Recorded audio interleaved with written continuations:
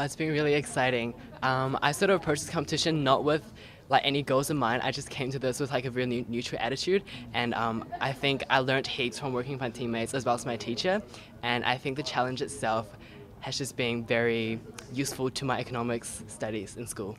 I think it was really good. It was a lot of work. I really enjoyed it. It was a big, I don't know, it's really enjoyable to come up to Wellington and come up here and compete in the final. A little bit disappointed, but really pleased to get here as well.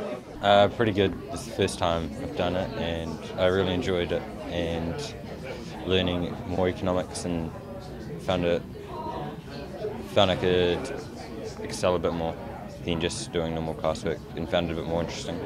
I thought it was great. We Scots College entered the fiscal policy challenge as well, so we've seen both sides of really economic decision making in New Zealand this year. We learned a lot, we got a lot out of it. Unfortunately we didn't get one of those top 3 places, but we still got a huge amount out of it, so we're thankful to the Reserve Bank for that. It's actually a lot of fun. A lot. A lot of time. We spent a lot of time preparing for it. I couldn't put a number on that, but... Well, there's a lot of time because you have to research for your initial decision, and then it's all looking at the past winners as well to find out what kind of questions they ask so that you can prepare yourself fully for what the question is. Quite a bit of time. I downloaded the Excel spreadsheet of data and spent quite a bit of time trying to make lots of graphs and things like that and trying out different combinations. Quite a bit of work. It wasn't too difficult, but yeah, a few hours. Not really. I think we just, after when we got closer to regionals and nationals, we just met quite often during the week, quite frequently, long meetings. But yeah, it was all part of the fun, I guess, getting to know each other better and doing some economics. Yes, we had regular meetings every week.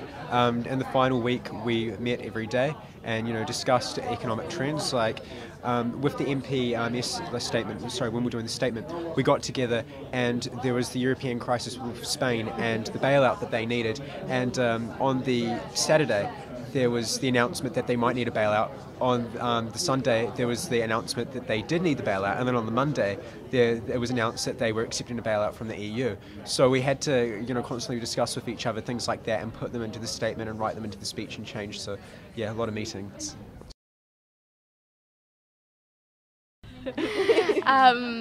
Yeah, definitely, because it helps. It helps us so much for our studies, and next year I think it will help. But you have to be prepared to work really hard, get up heaps. Of course, I mean, we all study economics in school. We all have to study monetary policy and how it works and its effects. So we'll all have a lot more in-depth understanding of it than people who haven't entered such a competition. And that'll serve us well in exams or in future if we go into this line of work. Of course, I'd recommend it. I'd do it again as well. I think it's important that everyone has an understanding of how the economy works, and monetary policy is a major part of an economy, and how the government or a government body can work with it. I think it's been really helpful for economics.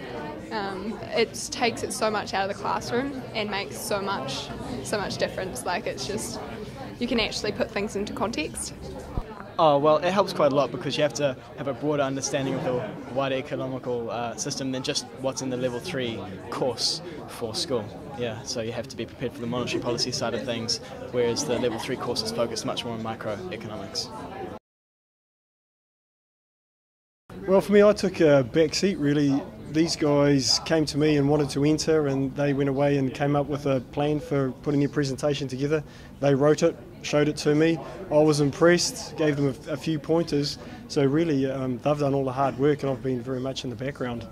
I think it's gone really well. They've really been able to take a broader look at the economic world and think hard about the issues, the interest rate, monetary policy changes and so on. I think they've been really keen on that.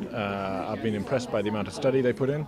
In many ways, I've seen myself as having facilitated some really bright guys in their study. I've been able to free up and look at other students who are perhaps struggling a little bit more. Increases their understanding hugely. So when they sit their externals, they really understand what they're writing about. Absolutely, yeah, absolutely. We've been doing it for about 7 years. Well, I've been doing it for 7 years, and this mix of students is just fantastic.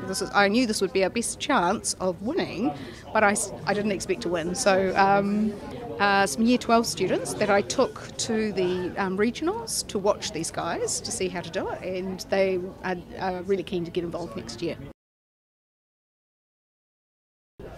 Definitely, yeah, like I said, if it's going to broaden the discussion, it's going to add depth to what you're doing in the class, it's going to give you something else to aim for. It's something I'd recommend all schools to take on. For sure, if you want to really put your theory into practice, it really helps you understand it, and yeah, you learn a lot. Oh, definitely, yes. Yes, I found it really made these students, and it made others that I talked about and that were thinking about being in the team, made them sort of stop and think and analyse and try to understand, which of course is what I see as beneficial.